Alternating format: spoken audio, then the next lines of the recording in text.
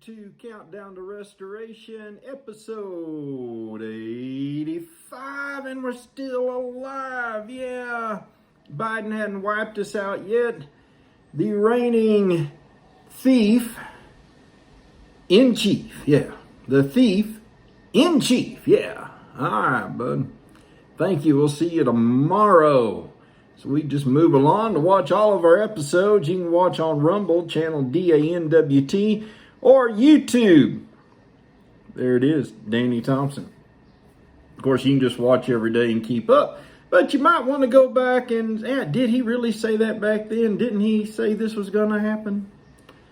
Yeah, so there it is. We're counting down the days of the thief in chief. One day we will return to normalcy. If not, then go buy a full hat. But we will. One day we will.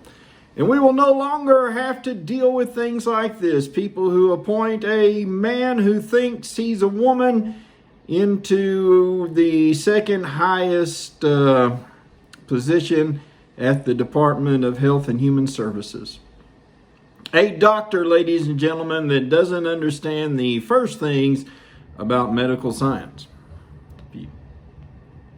If you get my meaning. And what does Emmy Lou have to say about you, Dr. Rachel Levine?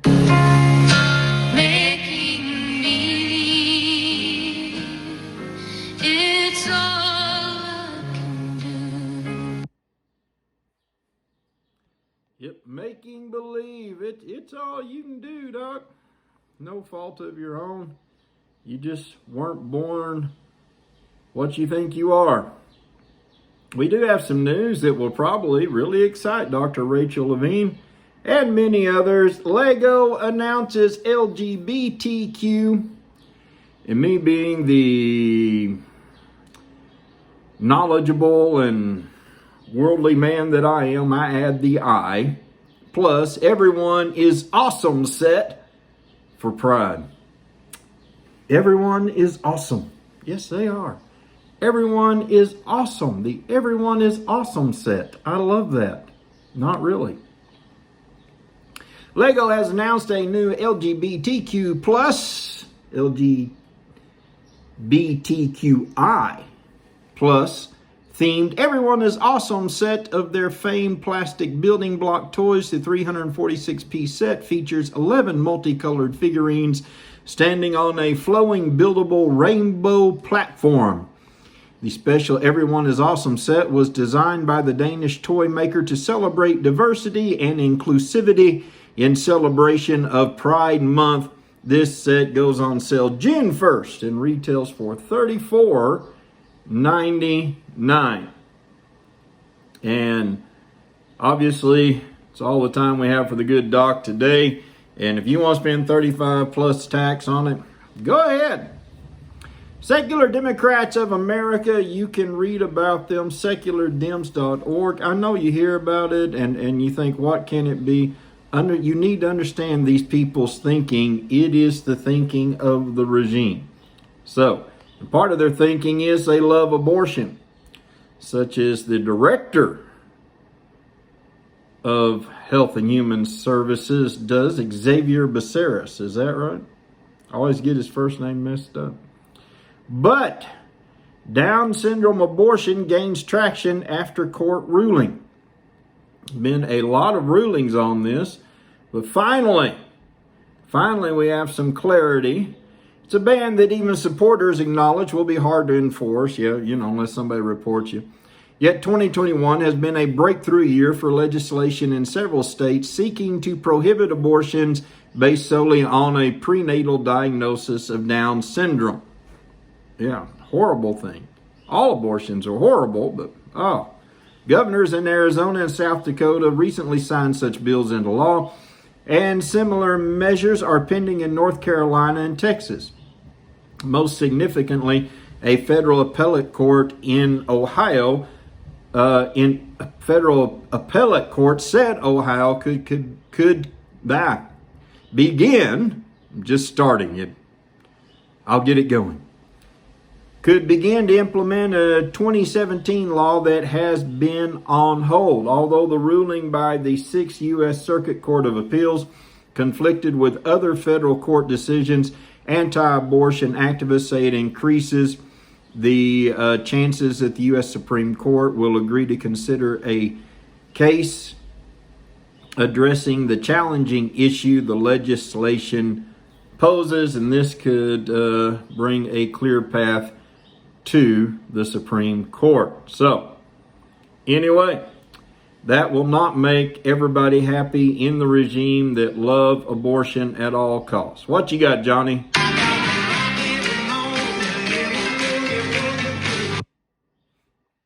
And that is better than COVID. We do have some COVID information, which is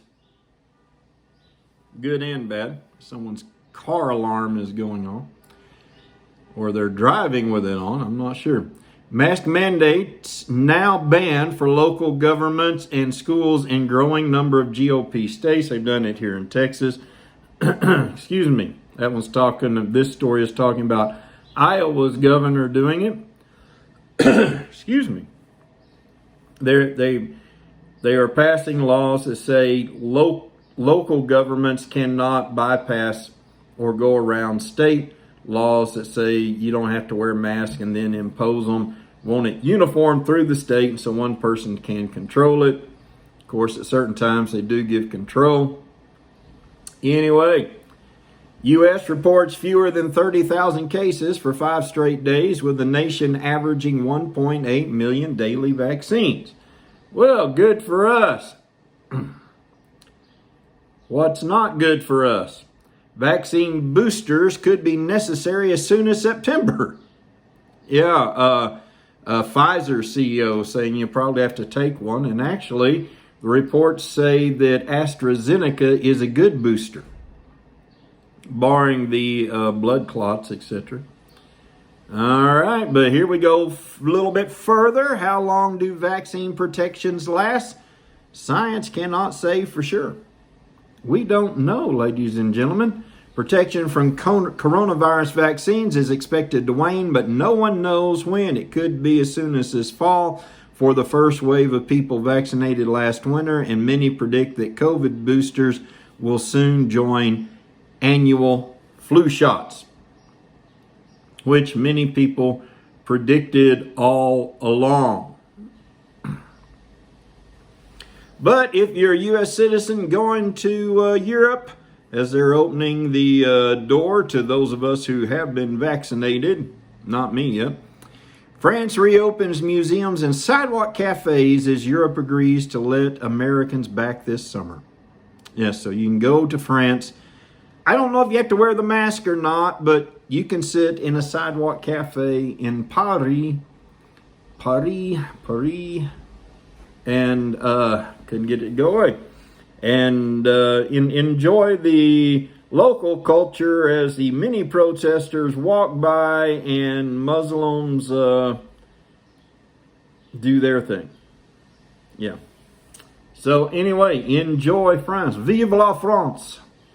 Oh, we've got some economic news that we're throwing in under the American Rescue, or as we like to call it here, the American Retirement Plan. So take it away. Come on and rescue me. Come on, baby, and rescue me. Come on, baby, and rescue me. Yeah. I was just getting going, getting in the groove. All right.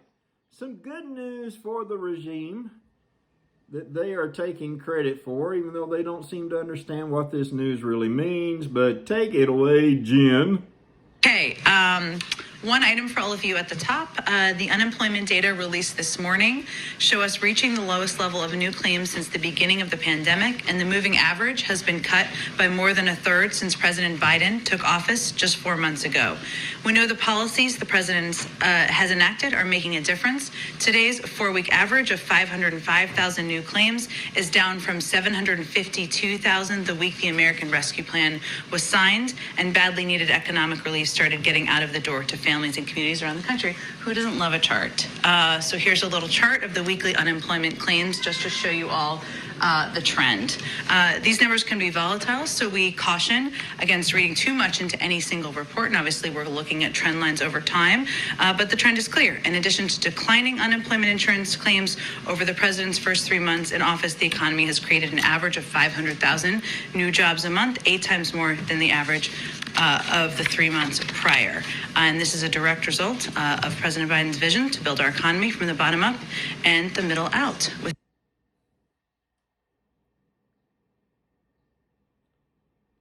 Well, was it because of that, Jen? Was it because of the president pretends vision? Or was it because we were doing what?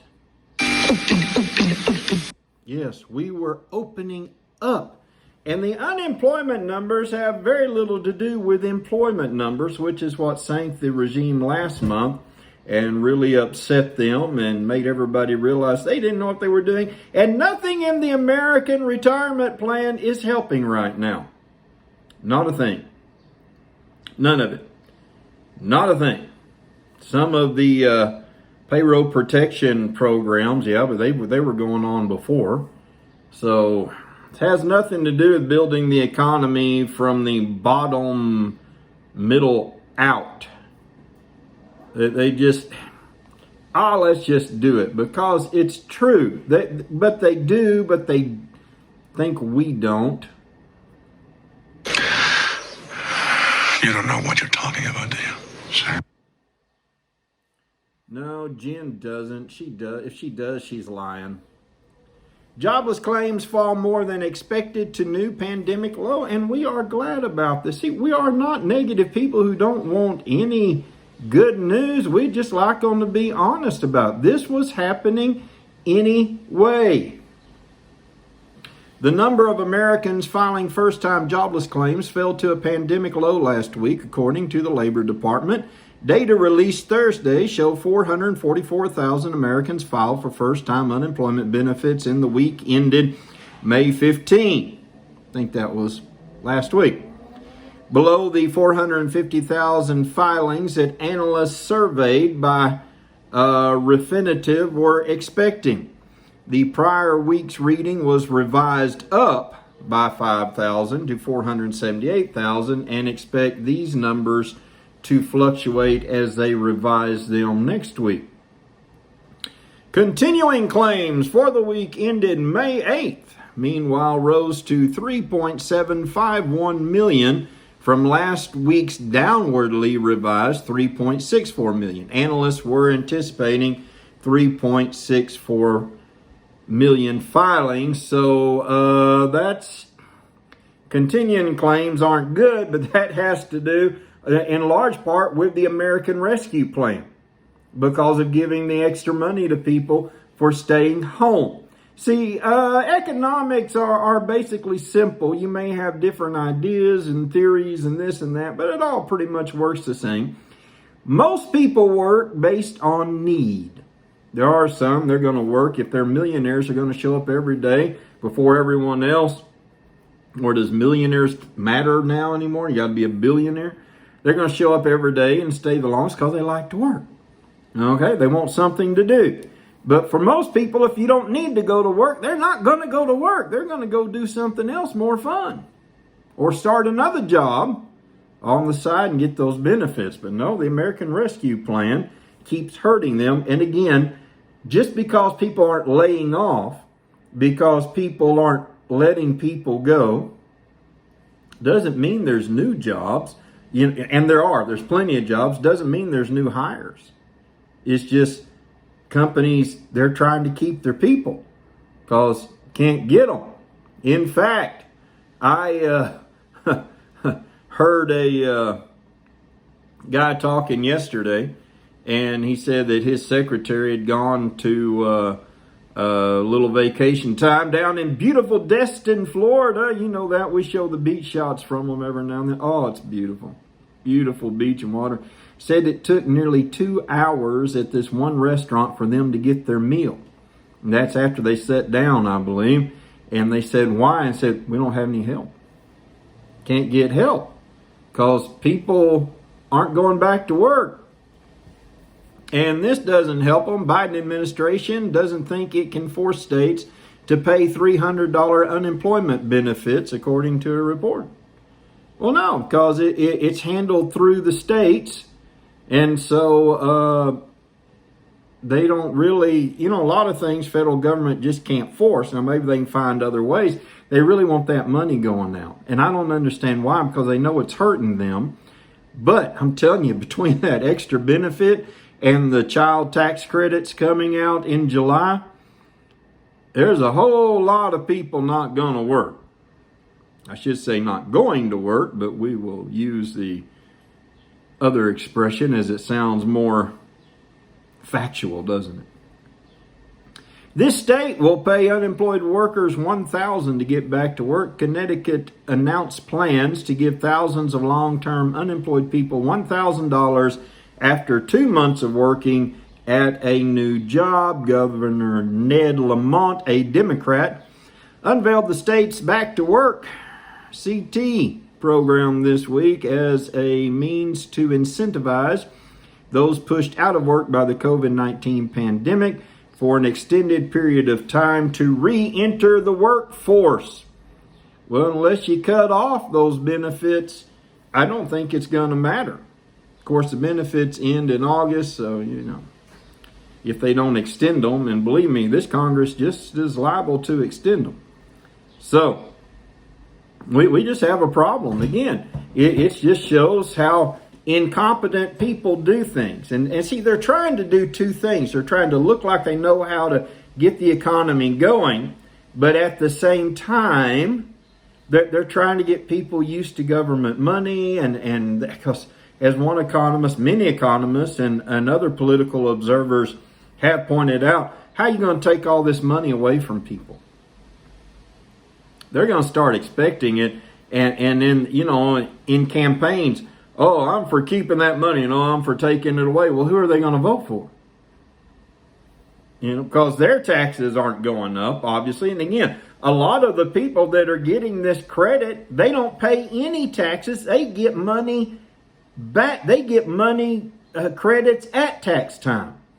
The only thing this may do is cause a problem, because it may hurt how much you get back at tax time, because you've been getting it all year long. And, you can't go out and buy that used car or do big things if it's been spread out. And so who knows how this is going to pan out. But one thing we know is say you've got 3 kids, and even though you can get tax credits and all kinds of things for child care, you've got that, you're on unemployment, you're getting $300 extra a week based, besides the money from your state for unemployment. And then all of a sudden you're getting you got 3 kids, maybe you're getting $900 a month. Why the heck are you going to go to work? 2 kids, $600, $500. Why are you going to go to work? You're not.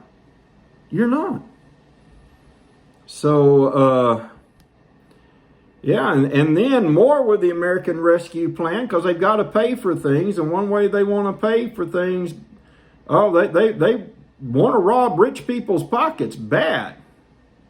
And then on taxes, with the guidelines that the Treasury Department put out today as it relates to the IRS. Yeah.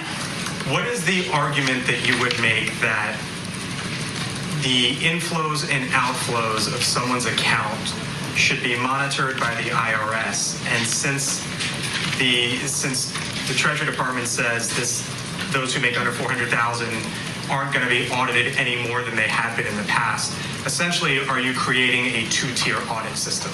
Those who make more than $400,000 and those who make less? Well, I would say that lower and middle income Americans who are working hard, getting their paychecks, are not typically the issue at hand here. And what the tax compliance report conveyed today is that, or confirmed today, I should say, is that it's past time to reform our broken tax system, that teachers, firefighters, nurses, and other hardworking Americans They report their income, they pay required taxes.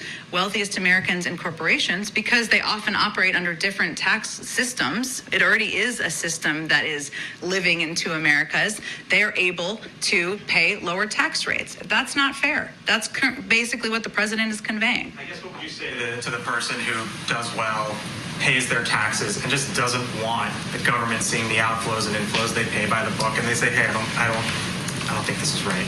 Well, again, I think what our focus is on here is ensuring that any American pays the taxes that they are owed. And if they are paying the taxes that they are owed, then they have little to worry about. But there's no question that given that for the last 10 years, the IRS has been repeatedly underfunded, currently has 20,000 fewer staff, including fewer enforcement staff than it did a decade ago, that proposals like the president's proposal to increase a 10% increase in funding for the IRS that would largely be used to strengthen enforcement on wealthy and corporate tax filers and help ensure those at the top pay their fair share is certainly something that I think the vast majority of Americans would feel is fair and effective. Go ahead. 10 years, so 6 of those years were not under Trump. Just the way it is, because the IRS was bloated and too much money on it, and plus they were using employees to what? Monitor conservative nonprofits and to mess them up in their fundraising, etc. Now, what the reporter there is asking about is new guidelines given to the IRS that they can now monitor wealthy people's bank accounts, which we know will not stop with them. Now, this is already, if you have a deposit of $10,000 or more, the bank has to notify the IRS so they can watch you for terrorism. See? But of course, they monitor everybody that has that, and if you try to skate around it by depositing, $9,500, but you do that every week on a regular basis, then they'll come after you. It happens all the time. They can even seize the account. I mean, as we know, the IRS has almost unlimited powers, and many people have run into that just because, and some people legitimately, it's just they don't get 10,000 all the time. And so anyway, the IRS looks at all of it suspiciously. Now then, what they will be doing is just monitoring your bank account, because you're potentially stealing from them. So if your bank account has highs and flows and they compare it to your taxes, well, you can have a lot of expenses. We had a business and we had a lot of expenses between payroll and this and that. And money, a lot of money would go in, but a lot of money would come out. And we didn't, we did well, but we didn't make near as much what was going in. And so people who, have a family business that they don't, have everything separated for, they may want to look into this, to changing accounts and getting incorporated. They'll be watching that account too. But I'm telling you, this is not good. This is not good. And of course, we've told you about that. And, we've given you a lot of things they're planning on doing over the past little bit. But today it was announced. The second key proposal, and the others are, more people to audit and things like that, and to raise the IRS's budget and stuff. The second key proposal is to strengthen requirements surrounding what banks must tell the IRS about their customers. The agency would then use the additional information provided by the banks to better target enforcement activities. Treasury said Thursday a measure, my eyes are suddenly watering up. I guess I'm crying over this. Said Thursday a measure in particular aimed at improving voluntary compliance through a deterrence effect. In other words, we're watching you, so make sure. Steve Rosenthal, a tax expert at the Nonpartisan Tax Policy Center think tank, has raised, tank, not tack, can't you read? I'm trying. Think tank has raised questions about the administration's reporting requirement plan and argues that it would cast too wide a net by targeting not just the kinds of firms where underreporting is common, but a much wider set of firms than would be useful or necessary. So in effect, when you file your taxes, they'll go, type in your account information, get a readout of the flow of your bank accounts, ebb and flows, and measure the amount of money that they've seen you have through your bank account through the year against your tax returns. And then they'll call you up and say, wait a minute, you had $100,000 more dollars go through your account than you're listing as income. Well, read the rest of the return. I had a lot of expenses. Well, we've got to see that. We've got to see it. You're going to have to come in for an audit. And then you've got to be very careful. I'm telling you, once this gets in place, if your income is at a certain level, and obviously you're probably careful anyway, you've got to be very careful on your receipts and everything that you can prove everything. But don't think. See, this is the thing. The rule isn't going to say just people making $400, $1,000 or more over, because how do they know how much you're making until you file? Well, from past times, but there's people underneath, and that's who they're going for. Not just people on top. There's people underneath they know should be at that higher bracket. So where do they stop? Where are they going to stop? They're going to be checking banks account of all kinds of people. And they may just get a program where they can just check everybody's bank. Who knows? Ladies and gentlemen, this is not good. This is un-American. Yeah, this is very intrusive. And you realize if you're on the borderline, you like somebody says, hey, can I run this through your account? Then, they'll start watching that. Oh, they're running it through that account. And then I'm telling you, this is going to a lot of places, and not one of them is good for we, the American people. Okay? Now, here's just a thought that just occurred to me. Why don't they do this and check the accounts of people on welfare, on different tax credits and all of this, excuse me, where they will be regularly depositing money? Why don't they check the flow in and out of their bank accounts to find out who's working on the side and who's scamming the system that way? Wow. These little things, if we're going to do it to the top, let's do it across the board. Everybody's bank account's hooked into the IRS, and they know how much money's coming in. That's what the reporter was saying. You're getting a two-tiered enforcement system here. And see, another thing, didn't even know I was going to talk about all this today, but hey, it's just flowing, Another thing, they keep talking about rates. If you make $50,000 or less in this country and you have a family, chances of you paying taxes are nothing. It doesn't matter what the rate is. By the time you go through all the exemptions and all the credits, you're probably going to get money back. Maybe not like some people will who make less, but you'll get some money through some credit or something in most cases. Now, if you're single, it's a little different, but you got a family of 4 and each one of you is getting that big $10,000 or whatever personal exemption. You've already knocked off $40,000, right? Plus the family exemption. Come on, or whatever it is. I didn't stop and refresh myself. And as I live in Texas, I haven't had to file taxes this year yet because of that winter storm. We get a little bit more time, but maybe next week. Sounds fun. Can't wait.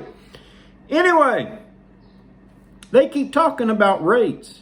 Well, there's people who don't pay anything. They get money back. And of course, that's okay because they don't have money. They need more money. Where's that money coming from? It's coming from the people who pay lower rates and it's really not even, they're paying the rate. It's just they figure it out after deductions and this and that. Then they say, okay, so this was the rate they actually paid. That's not their fault. The government gave them the deductions. The government gave them the credits. The government gave them the way to do it, and then they complain about it. Look at the amount paid. So why don't we just go by amount? Well, this person is paying a 20% rate, and this person, their effective rate became this. Why? Because they had a lot more deductions. But maybe their 15% rate doesn't mean anything because maybe they're paying a few million in taxes. You know, that rate word is a very dangerous word because people say, oh, because if you look at the legal rate, it's much higher. That's how it works out through your deductions. It's just most people who make 60 and below don't have a lot of deductions that the overall deduction, the general deduction, doesn't take care of. See, and you don't count that in. How much does that person end up paying after all of the deductions?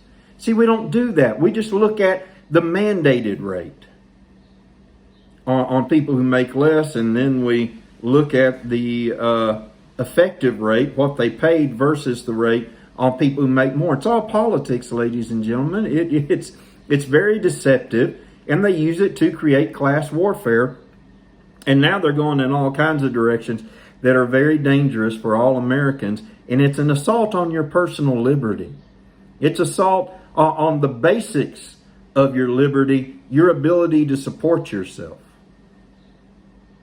Yeah. Anyway. And if you make a personal loan to someone, you better really keep track of that, because as they pay you back, they're going to say, why was this money coming in? You better have some documentation and just tell your friend, this isn't because I don't trust you. I have to have something to show the IRS, because as this money comes in, they're going to treat it as income, and it's not. It's repayment. Just get ready. Just get ready. I'm telling you. This is not good stuff. But it's the world of Joe. Welcome to my world. Won't you come on in? Welcome to my world. Built with you in mind. Yes, built with all of us in mind to do what they can to mess us up. Well, what's going on in Joe's world today? U.S., the same U.S. that shut off the Keystone Pipeline, but allowed other pipelines. U.S. declines to impose sanctions on Nord Stream pipeline. That is the Russian pipeline that's going into Europe to bring them cheap Russian natural gas to heat during the winter. And they're supposed to be shutting all that down and going to wind and solar and hamsters running in a wheel to heat. But no, they want that good heat during those cold German winters. They want that good heat supplied by Russian natural gas. And yet, Biden could have done a lot to stop this. He didn't. Trump tried, and it's hard. You know, they've got it is other countries. Of course, everybody thinks we can just tell some countries what to do. U.S. delays trading ban on Chinese military-linked securities. I would really like to know who's trading in these securities as to why they had to announce a delay. These are companies that benefit the Chinese government, and you can buy and trade stock on them here. The Biden administration regime on Tuesday gave investors 2 extra weeks to buy or sell securities in certain companies it deems are tied to the Chinese military. An extension, it said, was needed to craft a stronger policy to prohibit such trades. Now, there's people needing to get out of it, and that's why they did it. I guarantee you just got to follow the money. Always follow the money. Now, the one they're doing it for may be someone we don't know, but it's a big contributor or something. But they're not doing that because we need to craft a stronger policy. These people are policy wonks. They have people who can churn out policy in 30 minutes. No, they're doing something illegal here. Just who's going to catch them at it? Oh, yeah, I just did, but I don't think the FBI or the SEC is going to listen to me. But they probably do every day. Hi, guys. Hi, males, females, theys, theirs, others, in-betweens, hims, hers, she's, he's, nots, ours.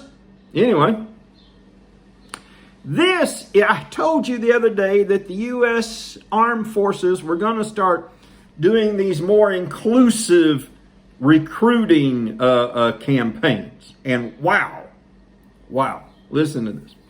Twitter explodes over Russian army recruitment ad compared to woke U.S. version, we are doomed. Now, you remember the CIA recruitment thing. Video. Wasn't that sad?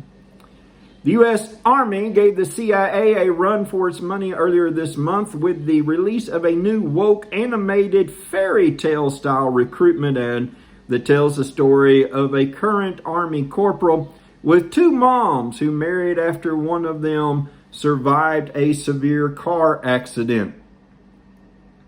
Maybe they were already together. I don't know. The May 4 video comes as part of the Army's new recruitment campaign, The Calling, which depicts the diverse stories of 5 different service members. The video comes after the Central Intelligence Agency, not intelligency, faced backlash for a series of woke recruitment ads as the two agencies look to expand their applicant pool.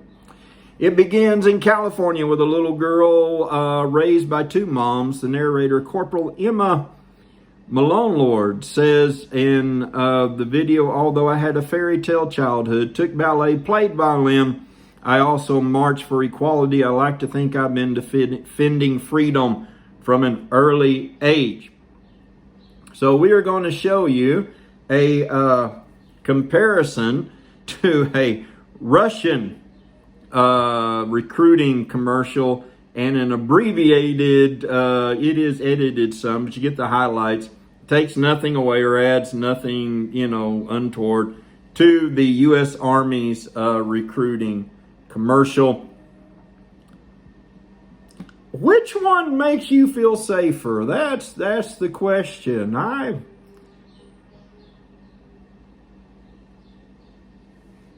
Твоей новой жизни. Что ты знаешь о себе? На что ты способен? Вопросы могут остаться без ответов, но разве ты сможешь узнать себя? Познать границы своих возможностей? К черту границы, а без боя нет победы. Но на самом деле, главный враг — это задача выследить врага, догнать его, превзойти, стать лучше, чем он. It begins in California with a little girl raised by two moms. I also marched for equality. I like to think I've been defending freedom from an early age. To marry my other mom. With such powerful role models, I finished high school at the top of my class. And after meeting with an Army recruiter, I found it.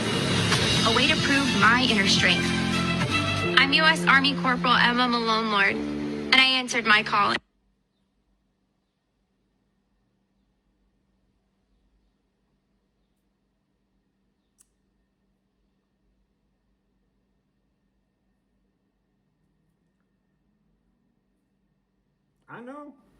I know. It's that.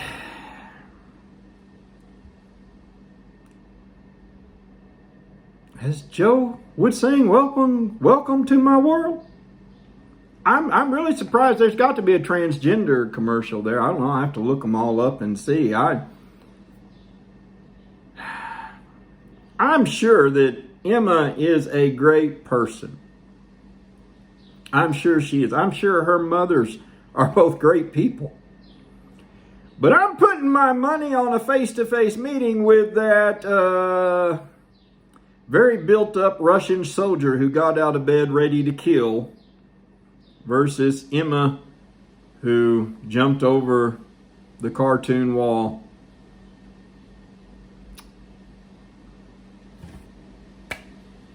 Be all that you can be in the Army. You can go, if you're a guy, you can turn into a girl. It's a good thing we have high technology for our armed services, because if not, I'd just surrender now. I'm telling you, a bunch of old guys like me would be better than these people. Come on. And I'm not old. I'm just, older is what I should have said. Older. Anyway, let's get out of this.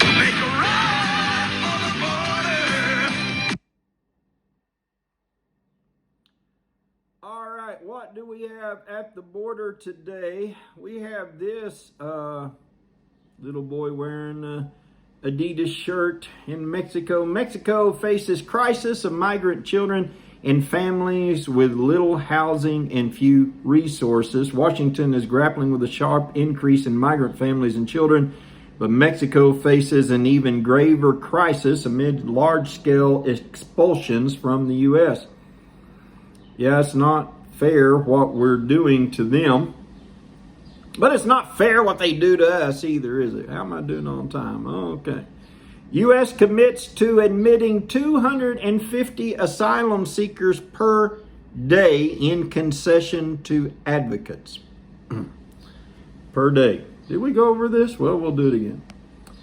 As part of the negotiations in a federal case, the Biden administration has agreed to allow up to 7,750 asylum seekers stranded in Mexico to enter the U.S. each month.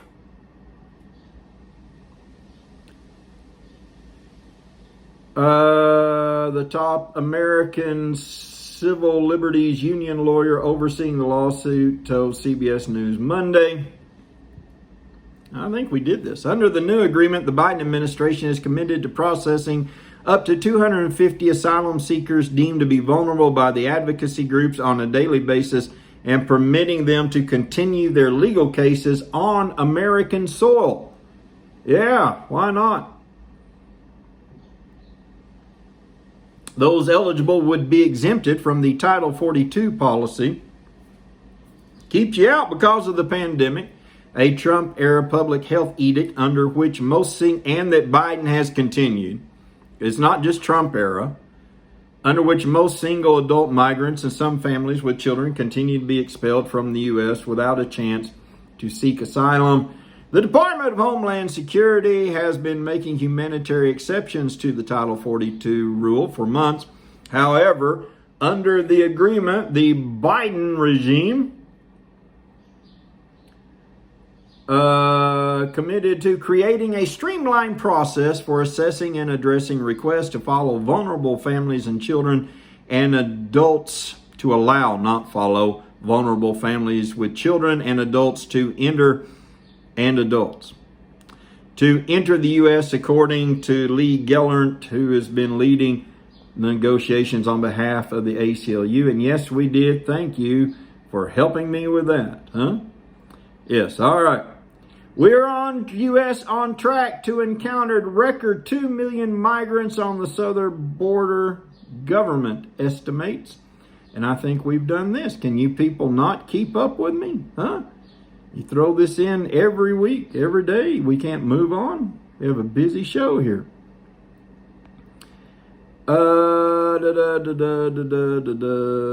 We'll just bypass. I don't know when we did it, but didn't we do it? All right, what is this one? Anyway, so we'll just leave it 2 million. That's a good headline. We'll move on to this. I know we haven't done this. I know we haven't. There's a good picture of Secretary Marcus. 2 million. 2 million. And most of them are going to get in. I don't care what anybody says. They're getting in. They're talking about it all the time. Here it is, talking about it again.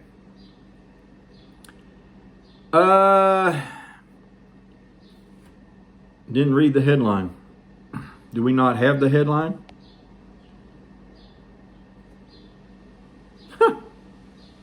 Okay. So you people, somebody's getting fired after this, I tell you.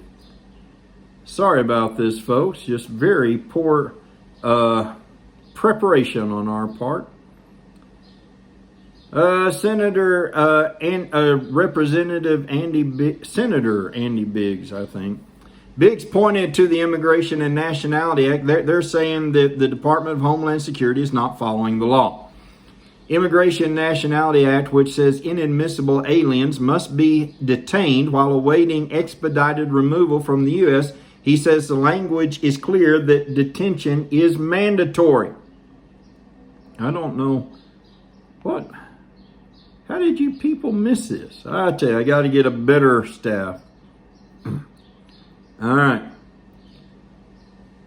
Notwithstanding very specific exceptions, the INA does not allow DHS to simply release aliens en masse into the interior of the United States without scheduling a hearing with the immigration courts, he argues. Thus, your decision to release hundreds of thousands of aliens into the United States without a notice to appear is a clear violation of the law.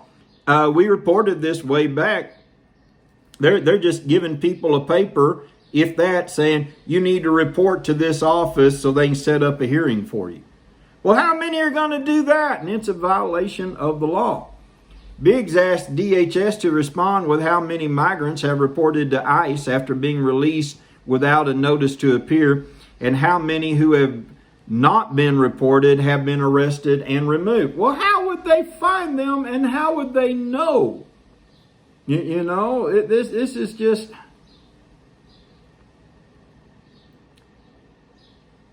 Anyway,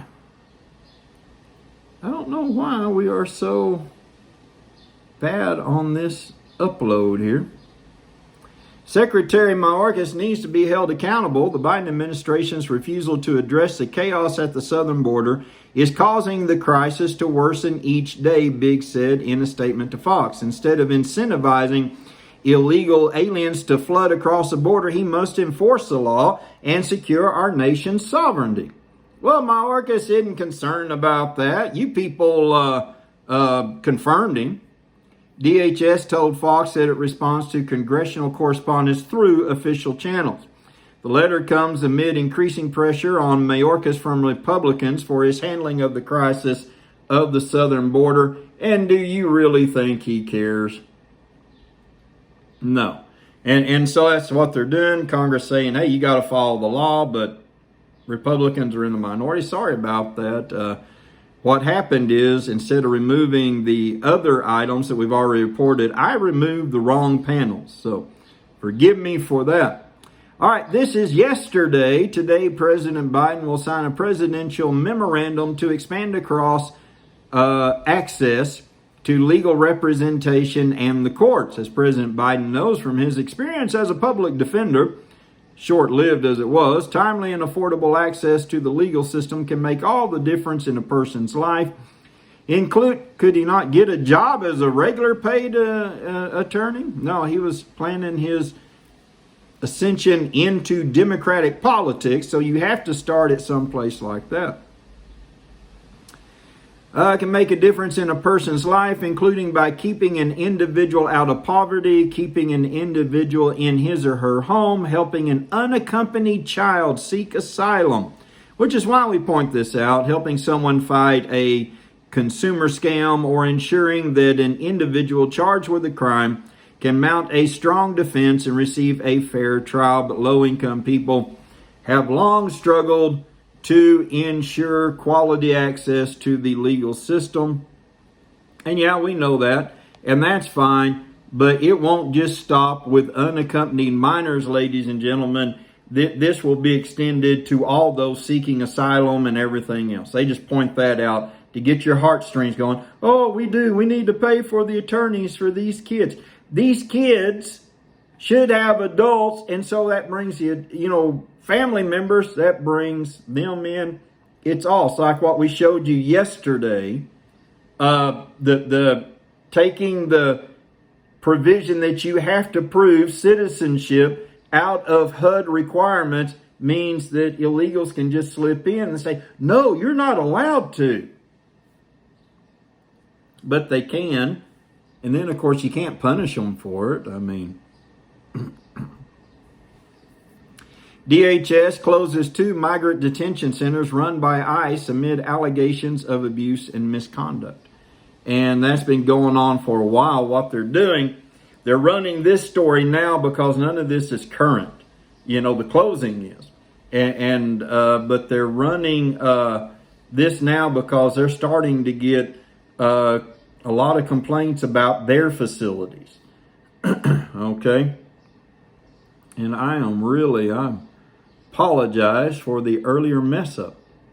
But anyway, we do have some unaccompanied minor things. I got unaccompanied minors! Is this some kind of prison?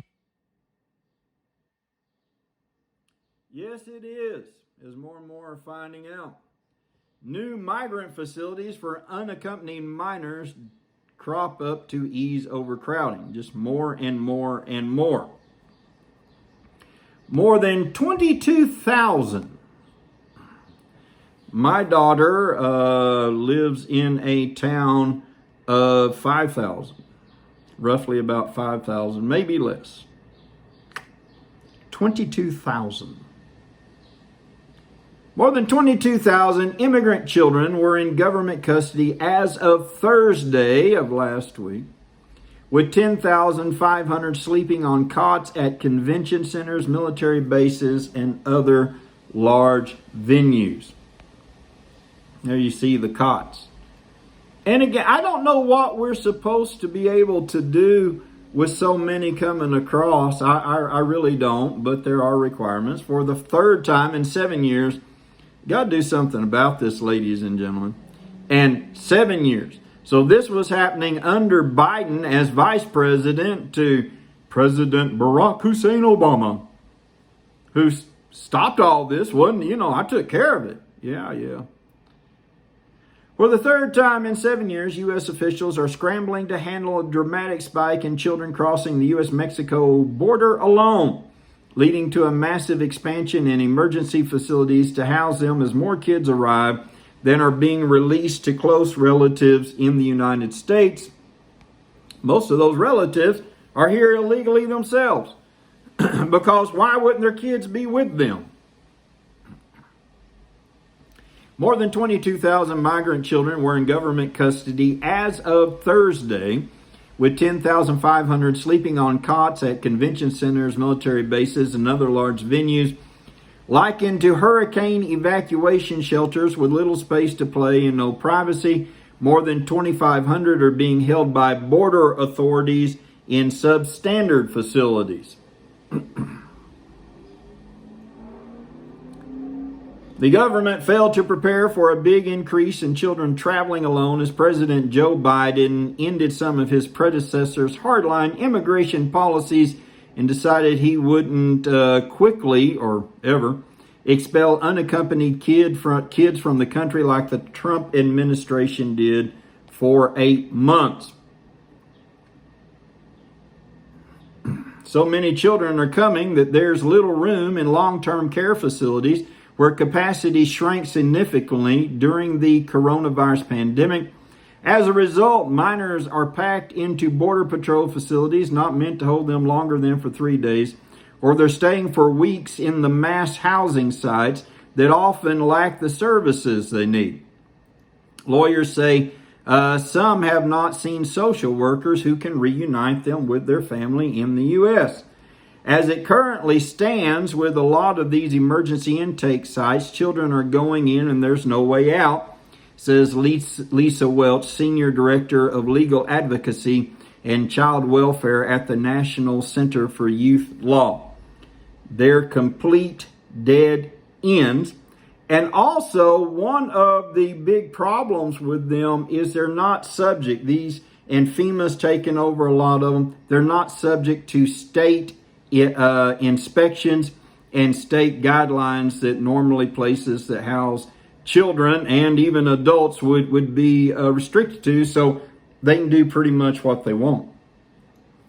Biden administration spending $60 million per week to shelter unaccompanied minors. $60 million per week.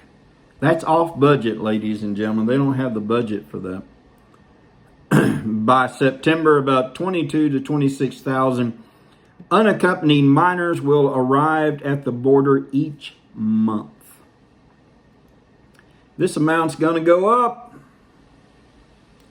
Tennessee lawmakers aren't happy. Tennessee lawmakers alarmed by reports White House secretly flying migrant children into state. There's them crossing the Rio Grande all the way into Tennessee. Lawmakers from Tennessee are sounding the alarm after reports that the Biden administration has been flying unaccompanied minors into the state in the middle of the night without their knowledge. And it's probably just because the flight's cheaper, right? The White House is transporting migrants into an airport in Chattanooga from where they are bused to cities within the Southeast, as first reported by local news outlet WRCB TV Channel 3. So, people not really happy with a lot of things. All right, but they're going to be happy with this. Never learn. You play with fire, you're gonna get burned. They played with fire with Israel and they got burnt. But good news. Before we get to the good news, let's go to this yesterday. Had a hard time finding this. And this question went to Corinne Jean-Pierre, the history-making lesbian White House deputy press secretary.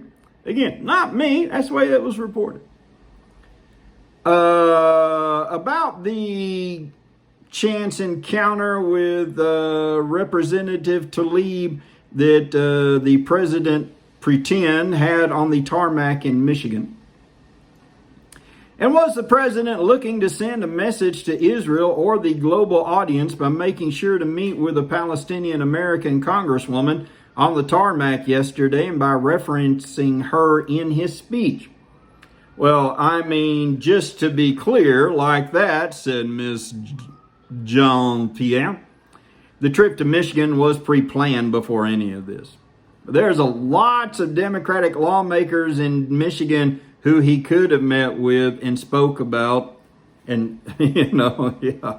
Sorry, guys, Miss Jean-Pierre, or an aide, we have to sit down. We have to end. So, which, in their turn, like, yeah, that was all pre-planned. That was to send a message. We're for you Palestinians. Go PLO. Yeah, not a PLO anymore. Hamas, go. But we have a question here, and then we have some results which the regime will take credit for. Guarantee. We kick it off. Thanks, Jen. So on the Middle East, yesterday the White House said the president had spoken to the Prime Minister, called for a significant de-escalation. The Prime Minister, in turn, said he was going to push forward with the operation in Gaza. So the question is, where does that leave the president and the administration today? So what happened yesterday say about his level of influence with the Prime Minister? Well, first let me say, Darlene, that our objective, as we've talked about a bit in here, is to take every step we can through diplomatic channels, through quiet and intensive diplomacy, to bring an end to this conflict. Just to bring us back to a little historical reference here, which I lived through, many of you did as well. Back in 2014, the conflict on the ground went on for 51 days. 51 days. We are at about 10 days now. Now, every day that passes and lives are lost, Palestinian lives, Israeli lives, is a tragedy. But our approach here and our strategic approach here is to continue to communicate directly, stay closely interlocked with the Israelis, with partners on the ground, to do everything we can to bring an end to the conflict. We have seen reports of a move toward a potential ceasefire. That's clearly encouraging. Obviously, we can't get ahead of any agreements that may be brokered. But I would say that, to go back to answer your original question there, Darlene, we've now held more than 80 engagements with senior leaders in Israel, the Palestinian Authority, and across the region, either in person or by phone. Again, that our view and our approach has been to use the role of the United States and the relationships with countries on the ground to conduct our efforts quietly and through diplomatic channels.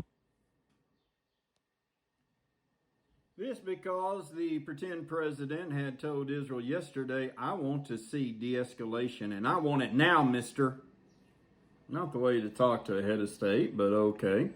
Did it for reasons here, but guess what? Israeli Prime Minister Netanyahu's security cabinet approved ceasefire after 11 days of violence, and Jen has been pointing out how many days the violence went on before. So they're going to claim a big victory on this, and probably rightfully so, because what they did, they gave Netanyahu a little time to save face, and that's going to come up in Israeli politics. And anyway, Israel-Hamas reached ceasefire to halt Gaza conflict. The truce never comes up. The truce comes after international diplomatic efforts and growing pressure from Israel's closest ally, the United States, to bring an end to the flare-up in fighting. And Israel's government agreed to what it said was a bilateral ceasefire with Hamas on Thursday to halt the conflict after nearly 2 weeks of fighting that left hundreds dead in parts of the impoverished Gaza Strip. They always point, why are they impoverished? Because Hamas uses all the aid money, and we're going to, if we have time, show you a clip where they're talking about how there's aid ready to go in. Hamas won't let it in. They want to be pitiful. The impoverished Gaza Strip reduced to rubble. And I feel sorry for the people living there, because a lot of them are stuck. They don't want this, but it's not Israel. It's Hamas. Prime Minister Benjamin Netanyahu's security cabinet agreed to accept the Egyptian initiative for a bilateral ceasefire, which will take effect at a later date, the government said in a statement. The truce comes after international diplomatic efforts and growing pressure from Israel's closest allies, the United States, to bring an end to the most intense flare-up between the two sides since the 2014 war in Gaza. Hamas leader Osama Hamdan, of course, Israel trying to kill this person bad, told Lebanon's Al Mayadeen TV channel that the ceasefire would begin at 2 a.m. local time, 7 p.m. Eastern time. We obtained guarantees from the mediators that the aggression on Gaza will stop, he said. The aggression. Of course, this guy's probably like... how many of you remember Arafat, who was the head of the PLO, never slept in the same house or bed twice? Never, ever, because the Israelis were after him. You got to be careful when you got the Israelis on the bad side of things. This was the news report after Biden's announcement that he made public, and then Israel kept doing their thing, Hamas kept doing their thing. Now, of course, there's been a little bit of time, so everybody can save face, I guess. Will you not move? All right, take it away. What do we know of the prospects of a potential ceasefire? Well, Mattis, of course, we have to take any reporting here with a grain of salt until the ceasefire is announced. But what we understand both from this Dow Jones report, New York Times, some Israeli media outlets as well, is that both sides do appear to be nearing some sort of ceasefire with the engagement of negotiators from the United States, Egypt, and Qatar. Here's what we understand that this ceasefire would look like. We do, both sides would be calling for things like an end to building tunnels from Hamas's side, an end to shooting rockets as well. Israel, of course, just wanting to see the violence end, as well as the Hamas side. But what we understand is that Israeli Air Force officials do believe they have are close to accomplishing their mission. That is a message we got from Israeli Prime Minister Benjamin Netanyahu, seeking to degrade the Hamas and militant position. But who is not involved in this is Palestinian Islamic Jihad. That is another militant group, and they could play a wild card factor in terms of seeing a ceasefire and an end to the violence both go into effect and take hold ultimately. Yeah, well, there's certainly been a shift, hasn't there, been in the Biden language, moving from from expectation to a slightly more demonstrative rhetoric. Simone, if we do get a pause in the fighting, what happens next? Because the U.S. seems to be saying, look, the main negotiators here are the Egyptians. So what would be the roadmap? Yeah, and really, I think the question here is a domestic one. If you look at the Israeli side, if you look at the Palestinian side, there is a lot of unsettled political uncertainty within each of those sort of domestic situations. In Israel, this latest bouts of conflict has seemed to empower Prime Minister Benjamin Netanyahu, as well as the hardline, more hawkish factions of Israel, who very much, argue that they have the right to press back against any violence, any rocket attacks. And that could be challenging because we are right now in the midst of the opposition parties to Prime Minister Benjamin Netanyahu trying to organize a coalition. So that a big question mark. Also the underlying questions about some of the violence we've seen around the Arab-Israeli communities, that a longer term question that's not necessarily going to be answered by any specific ceasefire. Then again, this situation seemingly having empowered Hamas. When we think about Hamas versus the Palestinian Authority, remember there were supposed to be elections actually 2 days from now, and those got pushed back. But what we do, see is a lot of disenfranchisement, perhaps, among the Palestinian community, and that feeling not likely to go away anytime soon, Menace. Yeah, Hamas has they're liable to end up taking over the West Bank and then Israel would be stuck because the Palestinian Authority, they don't want to get into an armed fight with Israel. So anyway, I have this, and it's going to push us long today, but it is just a really strange story. In Israel, Jewish man's kidney donated to grateful Arab woman after his lynching.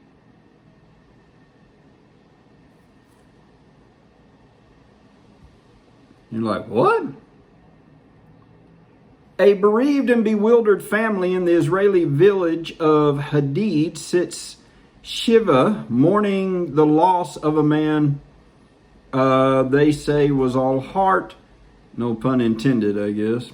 Yigal Yeshua was lynched. He was 56 years old with a wife and 2 children. He was one of 6 brothers in a close-knit family. This is just a horrible story. I mean, it's a good story, but it's horrible. An Arab mob set upon him as he drove to his home in Lod, one of Israel's mixed cities, where violence exploded last week. He was a man of charity, his brother Eli Yehoshua told Fox News. I have no idea how to say that name. Just because he had such a big heart, we said we will donate his organs. We have been honored to do this, to do so. They will live because of him. I mean, I don't know. Good family. Yigal was stoned and beaten apparently just because he was a Jew in a community that turned ugly overnight. Badly beaten, Yigal somehow managed to drive himself away from his attackers. He made it all the way to his driveway where he collapsed. Yigal never woke up, and after several days in a coma, he succumbed to the attack. So he wasn't lynched the way we think of lynching. Lynching, you got to be hung by the neck, people. Don't you ever watch Westerns? But his family likes to think somehow Yigal lives on in others. One of his organs is already helping someone. An Arab woman, Randa Owis, is 59 years old. She had been sick 9 years and waiting for a kidney for 7 on a very long list. It was her turn when Yigal died, and by chance she got his kidney. It was transplanted to her at Hadassah Hospital Tuesday. I never believed I would take the kidney of a person who was killed in such a way, in such a criminal way, Randa told Fox News from her hospital bed. I hurt for the family. I feel that I am taking the kidney of a person who is like family to me. Now I have a family, a different family, a Jewish family. Randa has 5 children and is eager to get home and get well. She is grateful to a man she will never get a chance to think. Like others there, she is tired of the fighting, the anger, the unrest. And of course, what else would, I'm not, maybe she is, maybe she isn't, I don't know.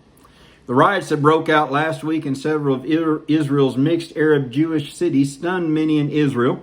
It was a shocking first, they said. Arabs have long bristled under the conditions of life in Israel, where many say they are second-class citizens, but many also say they have coexisted peacefully until now in Israel's mixed cities. The perfect storm of all the deadlocks and grievances and the explosion of tension that led to this latest war between Israel and Hamas set blood boiling on the streets of several cities. Property has been damaged, people attacked, cars torched, hateful language thrown around, and people have, for the first time in many of their lives, felt insecure. Residents, reporters have shown to said it will take time to return to the status quo. Sometimes these things are poorly written.